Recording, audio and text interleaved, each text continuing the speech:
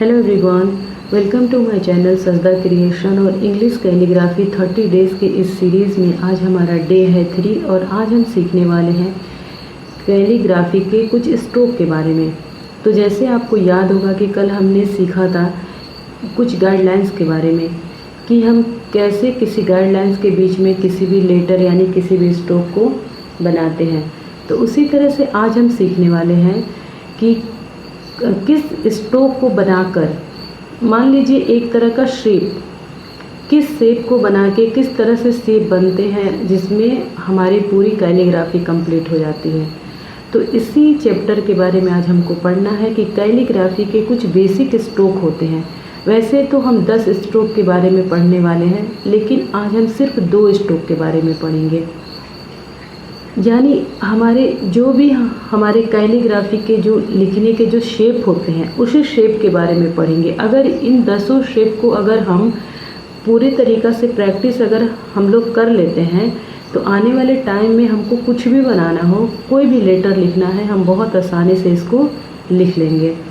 तो यही हमारा कैलीग्राफी बेसिक स्ट्रोक है, जिसमें हमारा पहला है अप स्ट्रोक, यानी ऊपर जाने वाले स्ट्रोक, अप स्ट्रोक।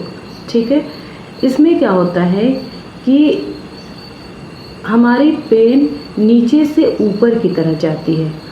और हमारा दूसरा होता है डाउन स्ट्रोक। डाउन स्ट्रोक में होता है कि हमारी जो पेन होती है वो ऊपर से नीचे की तरफ आती है।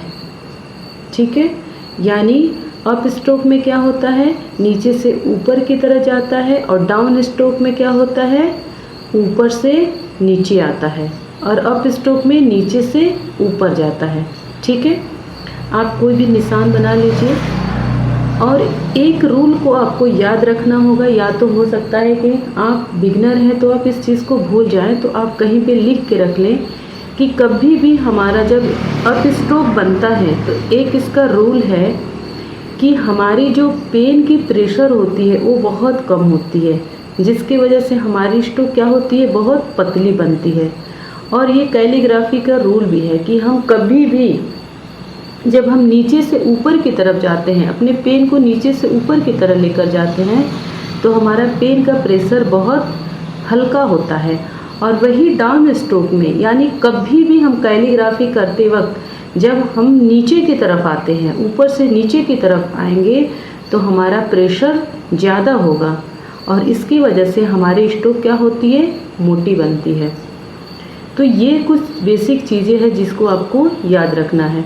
तो आज इन्हीं 2 टॉपिक पे हम प्रैक्टिस करेंगे और आपको भी करना है। आप जितना प्रैक्टिस करना है आप करिए, 2 पेज 3 पेज, क्योंकि अगर आप ये 10 स्ट्रोक के बारे में जान जाते हैं और इसका प्रैक्टिस कर लेते हैं तो कोई भी लेटर को बहुत आसानी से बना लेंगे।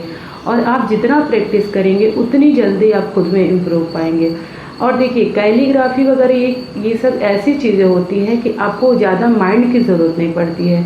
अगर आप फैमिली में बैठे हैं, किसी से बात कर रहे हैं, उस टाइम भी आप बैठ के लिख सकते हैं। जब मैंने कैलीग्राफी शुरू की थी तो मैं 5 से 6 पेज का एक दिन प्रैक्टिस करती थी, कभी कभी इससे भी ज़्यादा हो जाते थे। तो आप सोचिए कि आपको कितना करना है, ये आपके ऊपर डिपेंड करता है। ठीक है, तो आज इन्हीं दोनों के स्ट्रोक के बारे में हम प्रैक्टिस करेंगे। कौन सा है, अप स्ट्रोक और डाउन स्ट्रोक। और आगे आने वाले टाइम पे हम धीरे धीरे सारे स्ट्रोक के बारे में जान जाएंगे। और जैसे हमारा स्ट्रोक कंप्लीट होता है तो हम क्या करेंगे, अपने लेटर को स्टार्ट कर देंगे। और जब हम लेटर को लिखना शुरू करेंगे तो आप देखेंगे कि हम बहुत ईज़िली, बहुत आसानी से किसी भी कैलीग्राफी को लिख पा रहे हैं। ठीक है, थैंक यू।